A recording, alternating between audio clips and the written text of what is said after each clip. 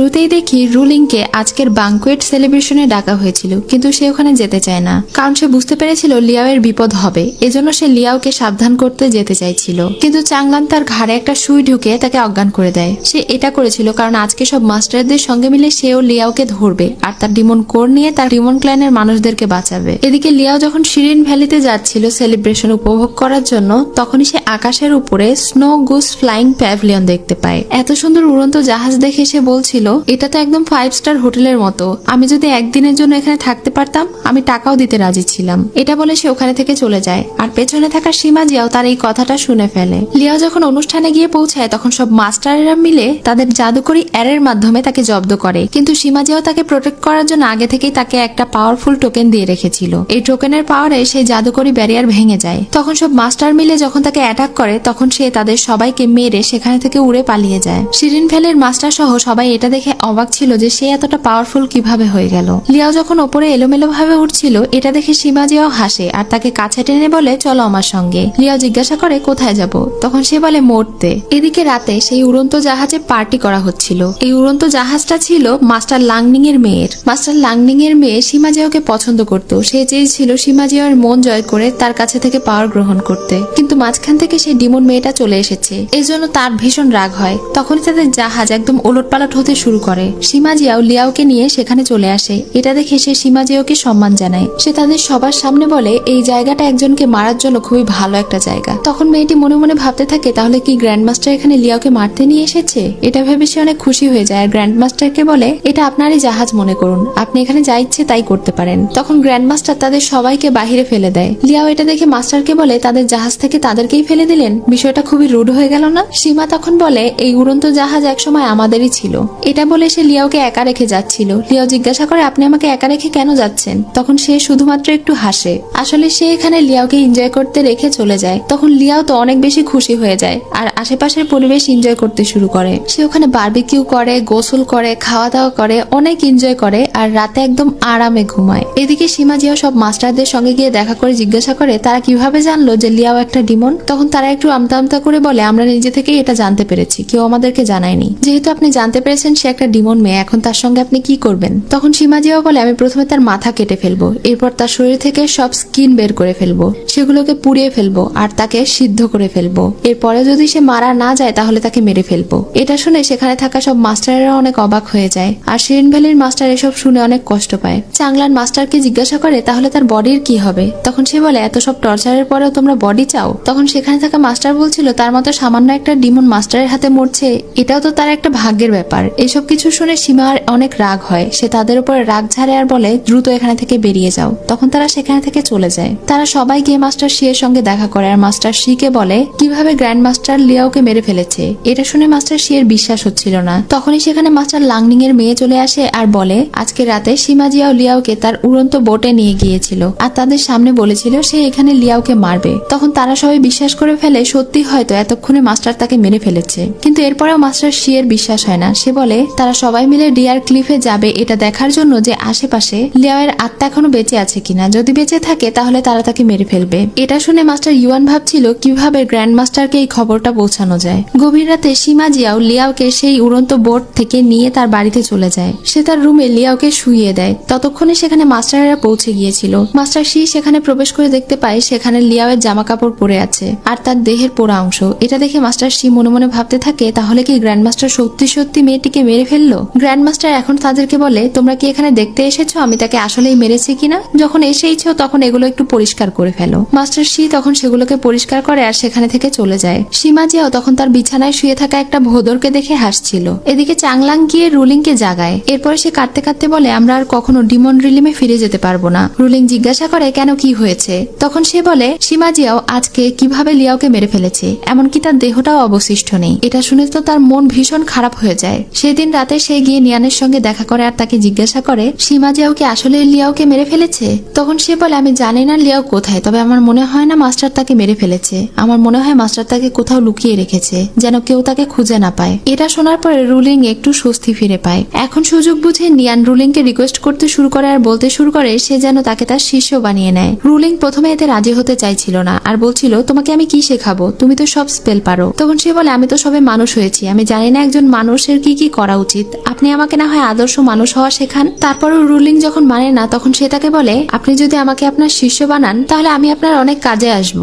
আপনি চাইলে আপনি আপনার অনেক উদ্দেশ্য পূরণে আমাকে কাজে লাগাতে পারেন। তখন রুলিং মনে মনে ভাবছিল সে যেহেতু সীমা জিয়াওয়ের বিশ্বস্ত একজন লোক, তাই সে তাকে কাজে লাগাতে পারবে, এজন্য সে রাজি হয়ে যায়। এরপর সে নিয়ানকে নিয়ে সর্বপ্রথম লেবার ক্যাম্পে যায় আর সেখানে থাকা সব মানুষদের কষ্ট তাকে দেখায়। সে বলে, এখানে আমি বড় হয়েছি আর এখানে ডিমন ক্ল্যানের অনেক মানুষ আছে যাদেরকে ব্যবহার করে আর তাদেরকে টর্চার করে বহু বছর ধরে এই সেলেস্টিয়াল প্যালেসের মানুষেরা তাদেরকে দিয়ে কাজ করিয়ে আসছে।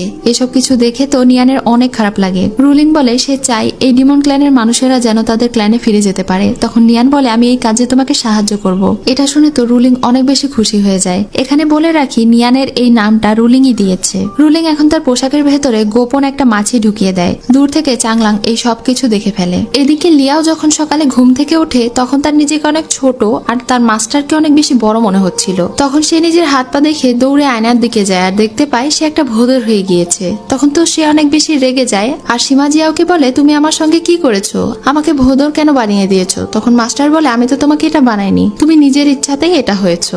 আসলে মাস্টার তাকে এমন একটা জাদুর পিল খাইয়েছিল যেটা খাওয়ার মাধ্যমে তার মনে মনে সে যেই প্রাণীটাকে বেশি পছন্দ করে সেই প্রাণীতে পরিণত হয়েছে। আর আধুনিক দুনিয়া থাকাকালে লিয়াও ভোঁদরকে খুবই পছন্দ করত। যখন সে জানতে পারে তার মাস্টার তার জন্য এটা করেছে কারণ তার প্রাণের আশঙ্কা আছে, সে এখন 3 মাসের জন্য এভাবেই থাকবে, কারণ অন্য কেউ যদি জানতে পারে সে বেঁচে আছে তাহলে তাকে মেরে ফেলবে। এটা শুনে লিয়াও রেগে বলে, একদম স্কুলের বাচ্চাদের মতো কাজ করেছো তুমি। তখনই সেখানে নিয়ান আসে আর তার মাস্টারকে বলে রুলিং তাকে নিজের শিষ্য হিসেবে গ্রহণ করেছে। একই সাথে সে আঞ্জুর কিছু জিনিস তাকে দেখায় আর বলে, বেশ কিছুদিন থেকে আঞ্জু গায়েব হয়ে আছে, তাকে কোথাও পাওয়া যাচ্ছে না, সে মারাও যায়নি। তাহলে হতে পারে সে মাস্টার শিয়ের এমন কোনো তথ্য জানে যার কারণে তাকে লুকিয়ে রাখা হয়েছে। আর আমার মনে হয় মাস্টার শিয়ের ছেলে লি তাকে পছন্দ করে। সীমাজিও সেই জিনিসগুলো চেক করে দেখে তার মধ্যে একটা চিরুনি মাস্টার শিয়ের ছেলে লি আঞ্জুকে গিফট করেছে। মানে নিয়ান একদম ঠিক ধরেছে যে লি আসলে আঞ্জুকে পছন্দ করে। এজন্য মাস্টার শি তাকে তার লাইফ ল্যাম্প দিয়ে দেয় আর বলে আঞ্জু বেঁচে আছে নাকি মারা গেছে এটার উপরে ভালোভাবে খেয়াল রাখতে। যেহেতু আঞ্জুই হলো লিয়ের দুর্বলতা, এজন্য তাকে এটাতে খেয়াল রাখতে হবে। এদিকে লি এসে তার বাবাকে জানায় তাদের প্ল্যান সাকসেসফুল হয়েছে, তারা নতুন স্পিরিট ফায়ার গ্রো করেছে।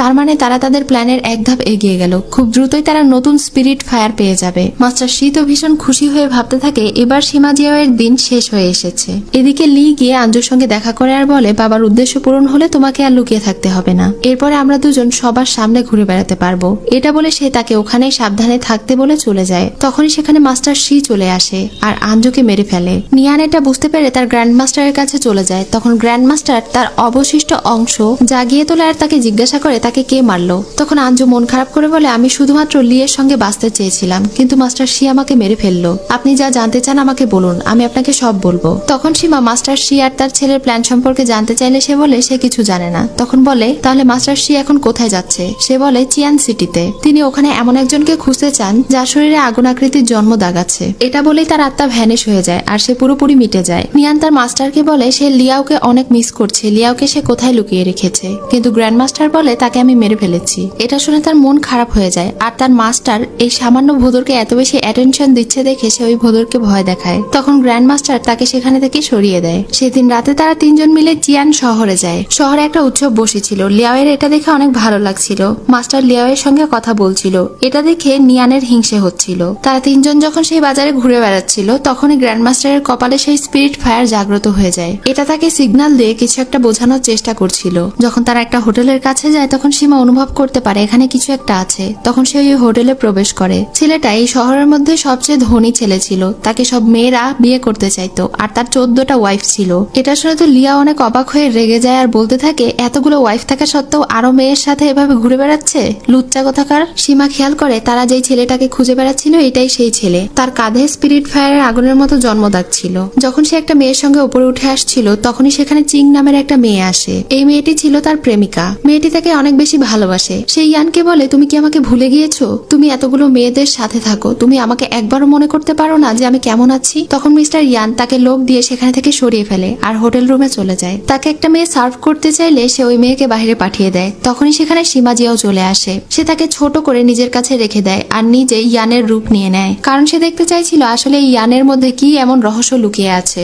যখন সে ওই ভোদরকে নিয়ে বাইরে যাচ্ছিল তখনই সেখানে চিং নামের ওই মেয়েটি আবারও তার কাছে চলে আসে আর তাকে বলে, তুমি আমার সঙ্গে এমন করছো কেন? তুমি এতটা নির্দয় পাষাণ কিভাবে হতে পারো? লিয়াওয়ের তাকে দেখে মায়া হয়। তখন সে মাস্টারকে কিছু কথা শিখিয়ে দেয় আর বলে ওই মেয়েটিকে একটু সান্ত্বনা দিতে। সে ওই মেয়েকে বলে, আমি অনেক খারাপ, অনেক জালিম একজন মানুষ, তোমার আমার আশেপাশে না থাকাই ভালো। তখন এটা শুনে চিং তাকে বলে, তোমাকে আমি একটা কথা বলতে এসেছি। গত মাসে আমাদের সন্তান হয়েছে, আমি চাই তুমি আমাদের মেয়ের নাম ঠিক করো। কিন্তু মিস্টার ইয়ান বলে, তাতে আমার কোনো কাজ নেই। এটা বলে সে ওখানে থেকে চলে যায়। গাড়িতে ওঠার পরে সে লিয়াওকে তার আসল রূপে নিয়ে আসে। লিয়াও নিজের রূপ ফিরে পেয়ে তো অনেক খুশি হয়ে যায়। এখন গ্র্যান্ডমাস্টার তাকে সাবধান করে বলে, কখনো যেন সে এই রূপে বাহিরে না যায়, কেউ তাকে দেখলে তার মৃত্যুর আশঙ্কা হতে পারে। যেহেতু সে অন্য শহরে এসেছে এজন্য তাকে সে এই রূপ দিয়েছে, কিন্তু যখন মাস্টার চাইবে তখন তাকে আবারও ভোদরের রূপ দিয়ে দেবে। তখন সে রাজি হয়ে যায়। বাহিরে থেকে চিং মিস্টার ইয়ানকে ডাকলে সে জানালা দিয়ে উকি দেয়। তখন চিং মনে করে মাস্টার ইয়ান হয়তো আবারও নতুন একটা মেয়েকে ভালোবেসে ফেলেছে আর তার মন খারাপ হয়ে যায়। সীমাজিয়াও এখন মিস্টার ইয়ানের বাড়িতে আসে আর দেখতে পায় সে অনেক বেশি ধনী আর তার জন্য অনেক বেশি আয়োজন আছে। এখানে সবাই তাকে ওয়েলকাম করছে।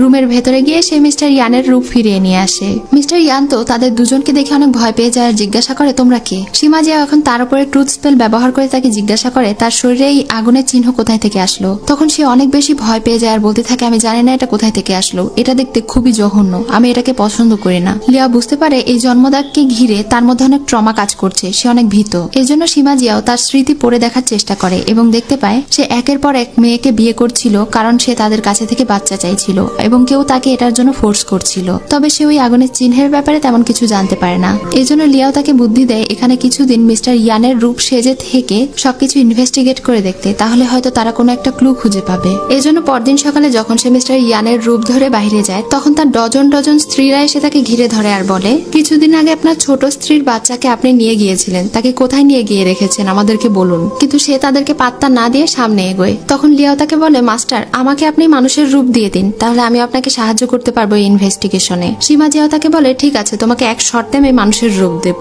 গতকালকে যে মেয়ের সঙ্গে দেখা করেছিলাম তুমি ওই চিং নামের মেয়েটির সঙ্গে দেখা করে দেখো কোনো কিছু জানতে পারো কিনা। এজন্য লিয়াও আবারও তার আসল রূপ ধরে সেই চিং নামের মেয়েটির সঙ্গে গিয়ে দেখা করে। তাকে কিছু টাকা দেয় যেন সে ভালোভাবে থাকতে পারে। কিন্তু এই মেয়েটি তাকে পছন্দ করছিল না, কারণ সে মনে করেছিল সে হয়তো মিস্টার ইয়ানের নতুন কোনো স্ত্রী হবে। কিন্তু সে তাকে বিষয়টা ক্লিয়ার করে বলে, এমন কিছুই না, আমরা দুজন শুধুমাত্র ভালো বন্ধু। সে এখন তাকে কিছু টাকা দিয়ে সাহায্য করতে চায় কিন্তু সে ওটা নেয় না। যাই হোক, লিয়া তার সঙ্গে কথা বলে শুধু জানতে পারে সে আর মিস্টার ইয়ান একে অন্যকে সত্যিকারের ভালোবাসে। এছাড়া চিং তার শরীরে থাকা আগুনের ওই মার্ক সম্পর্কে কিছুই জানে না। তেমন কোনো ইনফরমেশন না পেয়ে সে বাড়িতে মন খারাপ করে ফিরে আসে। মাস্টার তাকে জিজ্ঞাসা করলে সে বলে, তার সঙ্গে কথা বলে শুধু এটুকু জানতে পেরেছি যে তারা দুজন একে অন্যকে অনেক বেশি ভালোবাসে, কিন্তু তারা দুজন শেষ পর্যন্ত একসাথে থাকতে পারেনি। এটা একটা লাভ স্টোরি। লিয়াও গিয়ে যখন একটু সাজুগুজু করার জন্য আয়নার সামনে বসে তখনই তার মাস্টার তাকে আবারও ভোদরের রূপ দিয়ে দেয়। তখন তো সে অনেক বেশি রেগে যায়। মাস্টার তাকে কোলে করে নিয়ে ঘুমিয়ে পড়ে। এদিকে রুলিং লিয়াও এর সোল ট্র্যাকিং করতে করতে এখানে পৌঁছে যায়। সে এখানে এসে সবাইকে জিজ্ঞাসা করতে থাকে তারা কেউ লিয়াওকে দেখেছে কিনা। ঘুম থেকে উঠে বাইরে এসে লিয়াও দেখতে পায় রুলিং তাকে খুঁজে বেড়াচ্ছে। তখন সে রুলিং এর কাছে যায়, কিন্তু রুলিং বুঝতে পারে না এটাই লিয়াও। সে তাকে ইগনোর করে সামনে এগোয়। তখন লিয়াও একটা কাগজে তার নাম লিখে তার সামনে চলে আসে। তখন রুলিং সেটা লেখা দেখে জিজ্ঞাসা করে, তুমি কি লিয়াও? তখন সে বলে হ্যাঁ। লিয়াও তাকে আগের কিছু কথা বলে। তখন সে বুঝতে পেরে যায় যে এটাই হলো লিয়াও। সে আসলে লিয়াও এর কথা শুনতে পাচ্ছিল না, সে তার ইশারা বুঝতে পারছিল, কারণ লিয়াও এর কথা একমাত্র সীমাজিয়াও শুনতে পায়। যাই হোক, তাকে খুঁজে পেয়ে তো সে অনেক বেশি খুশি হয়ে যায়। তখনই সেখানে নিয়ান আসে আর জিজ্ঞাসা করে, তুমি এখানে কি করছো? রুলিং বলে সে এখানে লিয়াওকে খুঁজতে এসেছিল এবং তাকে পেয়ে গিয়েছে। তখন নিয়ান জিজ্ঞাসা করে সে কোথায়। রুলিং অনেক অবাক ছিল এটা ভেবে যে সে এখনো জানে না লিয়াও কোথায়। লিয়াও তাকে ইশারা করে চুপ করতে বলে। তখনই গ্র্যান্ড মাস্টার এসে তাকে জিজ্ঞাসা করে, তুমি এখানে কি করছো? রুলিং বলে লিয়াও এর জন্য তার অনেক মন খারাপ হচ্ছিল, এজন্য সে তাকে খুঁজতে এসেছে এবং তাকে পেয়েও গিয়েছে। নিয়ান তখন মাস্টারকে জিজ্ঞাসা করে সে আসলে কোথায়, আপনারা সবাই জানেন, আমি তো দেখতে পাচ্ছি না তাকে। তখন মাস্টার বলে তুমি নিজেকেই জিজ্ঞাসা করো। এটা বলে ওখানে থেকে চলে যায়। এরপরে রুলিং আর নিয়ান দুজন মিলে গ্রামে ঘুরে বেড়াচ্ছিল। নিয়ান তার মাস্টারকে একটা সুন্দর হেয়ারপিন কিনে দেয়। এখানে রুলিং তাকে শেখাচ্ছিল কিভাবে একজন আদর্শ পুরুষ হতে হয়। সে তার মাস্টারের কাছে থেকে অনেক কিছু জানতে পারছিল। এদিকে লিয়াও দেখতে পায় মিস্টার ইয়ান একজনের নাম লিখছে।